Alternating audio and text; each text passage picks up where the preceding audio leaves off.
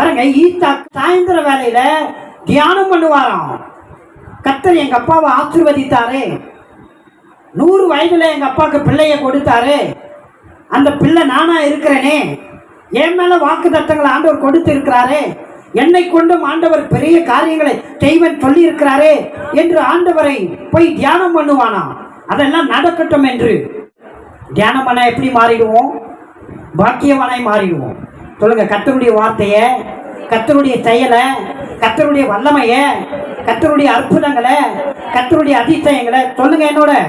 கர்த்தருடைய அதிசயங்களை, கர்த்தருடைய ஆச்சரியங்களை, கர்த்தருடைய வல்லமையை நான் தியானம் பண்ணும் போது நான் பாக்கியவானாய் மாறிவிடுவேன்.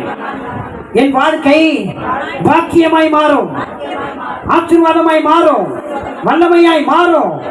ஏனென்றால் நான் வல்லவரை தியானம் செய்கிறேன். ஆமென். வல்லவரை தியானம் செய்ய செய்ய நீங்களே வல்லவர்களாய் மாறிவிடுவீர்கள், பாக்கியமாய் மாறிவிடுவீர்கள். சொல்லுங்க, நான் பாக்கியமாய் மாற வேண்டும் என்றால். ஒருவேளை நீங்க பாக்கியமற்றவர்களா இருக்கலாம். நான் சொல்றேன், நீங்க பாக்கியவதியா மாற வேண்டுமா? கர்த்தரை தியானம் பண்ணுங்கள், கர்த்தருடைய வார்த்தையை தியானம் பண்ணுங்கள், கர்த்தருடைய வாக்கு தத்தங்களை எடுத்து அதை தியானம் பண்ணுங்கள். இந்த வாக்கு தத்தங்கள் எல்லாமே இயேசு கிறிஸ்து செய்த பரிகாரத்தினாலே இது நமக்கும் கொடுக்கப்பட்டிருக்கிறது. அல்லேலூயா. ஆபிரகாமுக்கு கொடுத்த வாக்கு தத்தங்கள் கூட இன்றைக்கு நமக்கும் செயல்படும். ஆமெனா இல்லையா? ஆண்டவர் எப்படி ஆசீர்வதித்து இருக்கிறாரா? ஆபிரகாமின் ஆசீர்வாதம் நமக்கு உண்டாகும்படிக்கு அவர் நமக்காக சாபமானாராம். அல்லேலூயா. சொல்லுங்க, ஆபிரகாமின் ஆசீர்வாதம் எனக்கு உண்டாகும்படிக்கு என் ஆண்டவர் சிலுவையிலே எனக்காக சாபமானார். சாபத்திலிருந்து என்னை நீக்கிவிட்டார், என்னை மீட்டு விட்டார். இப்போது நான் ஆசீர்வதிக்கப்பட்டிருக்கிறேன், ஆசீர்வதிக்கப்பட்டிருக்கிறேன்.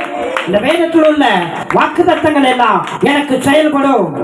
ஆபிரகாம் முதற்கொண்டு யாருக்கெல்லாம் வாக்குத்தத்தம் கொடுத்தாரோ, ஆபிரகாமின் சந்ததிக்கெல்லாம் என்னென்ன வாக்குத்தத்தங்களை கொடுத்தாரோ அத்தனையும் எனக்கும் செயல்படும், அத்தனையும் எனக்கும் செயல்படும். ஆமெனா இல்லையா? நல்ல சவுண்ட் ஆமென் சொல்லுங்க. அல்லேலூயா. எல்லா வாக்குத்தத்தங்களும் உங்களுக்கு செயல்படுங்க. ஆமென். ஈசாக்கு தியானம் பண்ணினான்.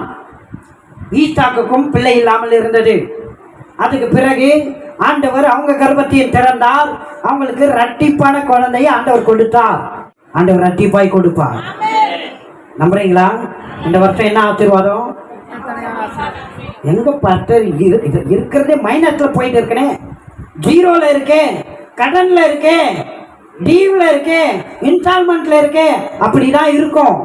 ஆனா கர்த்தருடைய வார்த்தை சொல்றது நம்புங்க. எத்தனை பேர் நம்ப போறீங்க? இரட்டிப்பான ஆசீர்வாதத்தை நீங்க உங்க வாழ்க்கையில இந்த வருடம் பார்ப்பீங்க, இந்த வருடம் பார்ப்பீங்க. இந்த வருடம் முடியறதுக்குள்ளாக இரட்டிப்பான ஆசீர்வாதங்கள், நிறைய காரியங்களை நீங்க பார்ப்பீங்க. இரட்டிப்பான ஆசீர்வாதங்கள் நிறைய உங்களை வந்து நிரப்பும். என்னென்ன இரட்டிப்பான ஆசீர்வாதங்கள் இருக்கோ அனைத்தும் உங்க தலை மேல வந்து இறங்கும். உங்க வாழ்க்கையில இறங்கும், உங்க குடும்பத்துல இறங்கும், உங்க வேலையில இறங்கும், உங்க சந்ததியில இறங்கும், உங்க பிள்ளைகள் மேல இறங்கும். நிரம்பி வழிவீர்கள். அல்லேலூயா. ஆமெனா இல்லையா? ஈசாக்கு என்ன பண்றான்? நமக்கு அடுத்தது யார் வரணும்? ஏசா வரணும். அவனை நம்ம பிளஸ் பண்ணணும். அப்போ அவனை கூப்பிட்டு, மகனே நீ போயிட்டு வேட்டையாடி எனக்கு நல்ல ருசியுள்ள பதார்த்தமாய் சமைத்து எடுத்துட்டு வா. நான் அதை சாப்பிட்டு அதை புசித்து திருப்தியாகி நான் அவனை ஆசீர்வதிக்கணும். எப்படி ஆசீர்வதிக்க போறாராம்? நல்லா திருப்தியா சாப்பிட்டு ஆசீர்வதிக்க போறேன்றார். நம்ம கிட்ட கர்த்தர் கூட அப்படிதான் விரும்புறாரு. பாருங்க, ஈசாக்கு பெரிய ஐஸ்வர்யமான இருக்கிற சொத்து, பணம், பொருள், இடம் எல்லாமே யாருக்கு சொன்னோம்? ஏசாக்கு சொன்னோம், யாக்கோப்புக்கு சொன்னோம். ஆனா ஈசாக்கு என்ன சொல்றான்? நீ உன்னுடைய சம்பாதியத்துல இருந்து எடுத்து வந்து எனக்கு கொடு, நீ உழைத்து எடுத்துட்டு வந்து எனக்கு கொடு, அதை நான் கொஞ்சம் சாப்பிட்றேன், சாப்பிட்டுட்டு நான் உன்னை ஆசீர்வதிக்கிறேன். ஆண்டவர் கூட இப்படிதான் நம்ம கிட்ட கூட எதிர்பார்க்கிறாரு. ஆண்டவர் தான் நமக்கு பலன் தராரு, ஆண்டவர் தான் நம்மளை ஆசீர்வதித்து இருக்கிறாரு, ஆண்டவர் தான் நம்மளை உயர்த்தி வச்சிருக்கிறாரு. சம்பாதிக்கக்கூடிய பலனையும் ஆற்றலையும் திறமையும் அறிவையும் கர்த்தர் தான் நமக்கு கொடுத்து இருக்கிறாரு. வேலைகள்ல உயர்த்தி வச்சிருக்கிறாரு. ஆமெனா இல்லையா? எல்லாம் உயர்த்தி வச்சுட்டு நீ என்ன பண்ணு, அதுல முதல்ல எனக்கு கொடுன்றார். முதல் பங்கை எடுத்துட்டு வந்து எனக்கு கொடு, நான் அதை வாங்கி அதுல சந்தோஷப்பட்டு நான் உன்னை ஆசீர்வதிக்க போறேன். ஆண்டவர் சொல்றார், வானத்தின் பலகணிகளை திறந்து இடம் கொள்ளாமற் போக மாட்டோம், உன்னை ஆசீர்வதிப்பேன். ஆண்டவர் இல்லாம உயிரோட வாழ முடியுமா சொல்லுங்க? ஆண்டவருடைய கிருபை இல்லாம, தயவு இல்லாம இந்த உலகத்துல வாழ முடியுமா? முடியாது. கர்த்தர் தான் நம்மளை வாழ வைக்கிறார். அப்ப கர்த்தர் என்ன சொல்றாரு, நான் உங்களுக்கு கொடுக்கிறேன், கொடுத்ததுல முதல் பங்கை எனக்கு கொடுக்கவே இல்லை, நீங்க கொடுக்கிறத நான் வாங்கி நான் உங்களை ஆசீர்வதிக்கணும் அப்படின்றாரு. மீதம் இருக்கிற 9 பங்கு அது உங்களுக்கு ஆசீர்வாதமா மாறணும் அப்படின்றார். நன்மைகள் வரும்போது, ஆசீர்வாதங்கள் வரும்போது நீ என்ன பண்ணணும், இது என்னால இல்லை, இது அவரால் வந்தது, இதுல இருக்கிற முதல் பங்கை நான் அவருக்கு கொடுக்கணும். ஆமென் இல்லையா? உங்க வீட்டில் இருக்கிற, உங்க கரத்தில் இருக்கிற கடனும் சாபமும் வெளியே போனா, நான் சொல்றேன், உங்க கரம் உற்சாகமாய் வாஞ்சியோடு உணர்வோடு விசுவாசத்தோடு தேவனுக்கு முதல் பங்கை கொடுக்கறதுல வாஞ்சியா இருக்கணும்.